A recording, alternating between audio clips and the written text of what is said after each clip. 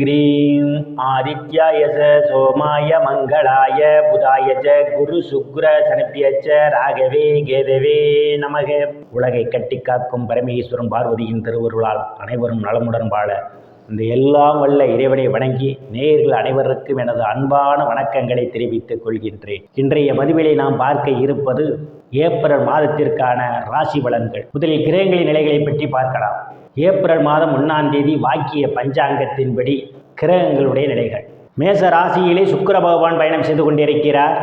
மிதுன ராசியிலே குரு பகவான் பயணம் செய்து கொண்டிருக்கிறார். சிம்ம ராசியிலே கேது பகவான் பயணம் செய்து கொண்டிருக்கிறார். கும்ப ராசியிலே செவ்வாய் பகவானும் ராகு பகவானும் பயணம் செய்து கொண்டிருக்கிறார்கள். மீன ராசியிலே சூரிய பகவான், சனீஸ்வர பகவான், புதன் பகவான் 3 கிரகங்களும் பயணம் செய்து கொண்டிருக்கிறார்கள். ஏப்ரல் மாதத்திலே 3 கிரகங்கள் இடப்பெயர்ச்சி ஆகின்றன. மீன ராசியிலே பயணம் செய்து கொண்டிருக்கின்ற சூரிய பகவான் ஏப்ரல் மாதம் 14ஆம் தேதி மேச ராசிக்கு பயிற்சி ஆகிறார். மேச ராசியிலே பயணம் செய்து கொண்டிருக்கின்ற சுக்கிர பகவான் ஏப்ரல் மாதம் 20ஆம் தேதி ரிஷப ராசிக்கு இடப்பெயர்ச்சி ஆகிறார். மீன ராசியிலே பயணம் செய்து கொண்டிருக்கின்ற புதன் பகவான் ஏப்ரல் மாதம் 23ஆம் தேதி மேச ராசிக்கு இடப்பெயர்ச்சி ஆகிறார். நான் கூறக்கூடிய பலன்கள் அனைத்தும் பாக்கிய பஞ்சாங்கத்தின்படி கோச்சார ரீதியான உலக மக்கள் அனைவருக்குமான பொது பலன்கள். உங்களுடைய சுய சாதகத்தில் கிரகங்கள் இருந்த நிலைமையும் தற்போது நடக்கக்கூடிய தசாபுத்தியின் கணக்கில் எடுத்துக்கொண்டு பலன்கள் எடுக்கும் போதுதான் துல்லியமான பலன்களை எடுக்க முடியும். உங்களுக்கு துல்லியமான பலன்கள் நீங்கள் தெரிந்து கொள்ள விரும்பினால் உங்களுடைய பெயர், பிறந்த தேதி, பிறந்த நேரம், பிறந்த ஊர் ஆகியவற்றை எனது வாட்ஸ்அப் எண்ணிற்கு அனுப்பி வைத்து பலன்களை தெரிந்து கொள்ளலாம். உரிய கட்டணம் செலுத்தி வாருங்கள், ராசிக்குள் போகலாம். எந்தவித கிரகங்களும் இல்லை. 1ஆம் தேதி ஸ்தானத்திலே அவர் பயணம் செய்து கொண்டிருப்பதால் வழிபாடுகளில் வேகம் நிறைந்திருக்கும். எந்த ஒரு செயலையும் வெற்றி முனைப்போடு செய்து முடிப்பீர்கள். பாகிஸ்தானத்திலே பயணம் செய்து கொண்டிருப்பதும் பாகிஸ்தானத்தை ராகு பகவானும் பார்வையிடுவதாலும் மிகவும் எச்சரிக்கையுடன் நடந்து கொள்ள வேண்டும். பணம் பொறுப்பேற்றுக் கொள்வதை தவிர்ப்பது மிகவும் நல்லது. பணத்திற்கு நீங்களே பொறுப்பேற்றுக் கொள்ள வேண்டிய ஒரு சூழல் ஏற்படும். தெளிவு தேவை. பேச்சு உங்களுக்கு பாதகத்தை ஏற்படுத்துவதற்கான ஒரு சூழலும் ஏற்படலாம். எச்சரிக்கை தேவை. ஸ்தானத்தில் இம்மாதம் 1ஆம் தேதி செய்து கொண்டிருப்பதும் தைரிய வீரியஸ்தானாதிபதி பாக்கியஸ்தானத்திலே அன்பும் ஆதரவும் உங்களுக்கு நிறைந்திருக்கும். அவர்களால் அனுகூலமான பலன்கள் உண்டு. சிலருக்கு சிறு குறு பயணங்களால் ஆதாயம் உண்டு. செய்திகள்லாம் வந்து கிடைப்பதற்கான ஒரு சூழல் உண்டு. வீடு மாறுவதற்காக முயற்சி செய்து கொண்டிருப்பவர்களுக்கு வீடு மாறுவதற்கான ஒரு சூழலும் உண்டு. எந்தவித கிரகங்களும் இல்லை. சுகஸ்தானத்தை குரு பகவான் பார்வையிடுவதால் ஆதரவு நிறைந்திருக்கும். தாயார் உங்களுக்கு பக்க பலமாக இருப்பார்.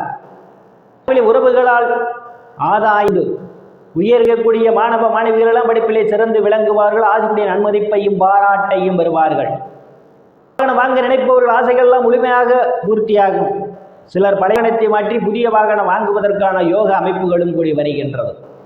செய்து கொண்டிருப்பவர்களெல்லாம் விவசாயத்திலே நல்ல முன்னேற்றத்தை காண முடியும். கூடுதலான வருவாய் உண்டு. கால்நடை மூலமாக கூடுதலான ஆதாயத்தை காண்பீர்கள்.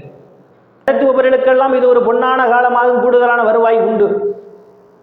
எந்தவித கிரகங்களும் இல்லை. பூர்வ புண்ணிய ஸ்தானாதிபதி அஷ்டம ஸ்தானத்திலே அவர் பயணம் செய்து கொண்டிருப்பதால் அப்போது ஒரு சிலருக்கு ஒரு சிறு பிரச்சனைகள் வருவதற்கான ஒரு சூழல் உண்டு. குழந்தைகள் விஷயத்தில் கூடுதல் கவனம் எடுத்துக் கொள்ள வேண்டும். குழந்தைகள் உங்கள் பேச்சை கேட்க மாட்டார்கள். அனுமதி மிகவும் நல்லது. ஸ்தானத்திலே எந்தவித கிரகங்களும் இல்லை. ருணரோக சத்துரு ஸ்தானத்தை குரு பகவான் பார்வையிடுவதால் நிறுவனங்களில் கடனுக்காக விண்ணப்பித்திருந்தால் உங்களுக்கு எளிய முறையில் கடன் கிடைப்பதற்கான ஒரு சூழல் உண்டு. இடத்திலே சக பணியாளருடைய அன்பும் ஆதரவும் இருந்திருக்கும். அவர்களால் அனுகூலமான பலன்கள் உண்டு. எந்தவித கிரகங்களும் இல்லை. கடத்தில் ஸ்தானாதிபதி பாக்கியஸ்தானத்திலே அவர் பயணம் செய்து கொண்டிருப்பதால் திருமண வயதுடைய ஆண் பெண் இருபாளருக்கும் இதுவரை இருந்த திருமண தடைகள் எல்லாம் விலகுவதற்கான ஒரு சூழல் உண்டு. இங்கே ஒரு அந்யோன்ய நிகழும். வேலை விஷயமாகவும் கருத்து வேறுபாடு காரணமாகவும் பிரிந்த தம்பதிகள் எல்லாம் ஒன்று சேர்வதற்கான ஒரு சூழல் உண்டு. இதுவரை இருந்து வந்த பிரச்சனைகள் இருந்து வங்காளியுடன் நல்ல நட்புணர்வு ஏற்படும். கூட்டுத்தொழில் செய்பவர்களுக்கெல்லாம் கூட்டுத்தொழிலில் அபரிமிதமான முன்னேற்றத்தை காண முடியும். செவ்வாய் பவனும் ராகு பவனும் பயணம் செய்து கொண்டிருப்பதால் தேவையில்லாமல் அடுத்தவர் பிரச்சனைகளை தலையிடுவதை தவிர்த்துக் கொள்வது நல்லது. இல்லையில் உங்களுக்கு மன உளைச்சல்கள் ஏற்படும். பணம் பொறுப்பேற்றுக் கொள்வதை தவிர்ப்பது மிகவும் நல்லது. சூரிய பகவான் பயணம் செய்து கொண்டிருப்பதும் சனீஸ்வரனும் புதன் பகவானும் பயணம் செய்து கொண்டிருப்பதாலும் கூடுதல் பணம் எடுத்துக்கொள்ள வேண்டும். எடுத்து போவது நல்லது. இல்லையில் உங்களுக்கும் தந்தைக்கும் இடையே கருத்து மோதல்கள் ஏற்படும். மருத்துவ செலவு செய்வதற்கான ஒரு சூழலும் ஏற்படலாம். முயற்சி செய்து கொண்டிருப்பவர்களுக்கு வெளிநாடு செல்வதற்கான வாய்ப்புகளும் தேடி வருகின்றது. ஈடுபடுவீர்கள். சில புண்ணிய ஸ்தலங்களுக்கெல்லாம் போய் வருவீர்கள்.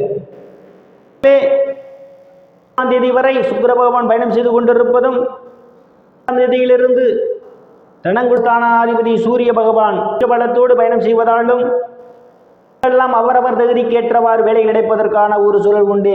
ஏற்கனவே பணியில் இருப்பவர்களுக்கு பதவி உயர்வு பாராட்டு கிடைக்கும். அறமாக ஏதேனும் உங்களுக்கு நிறைவேற வேண்டிய பணிகள் உடனடியாக ஒரு சூழல் உண்டு.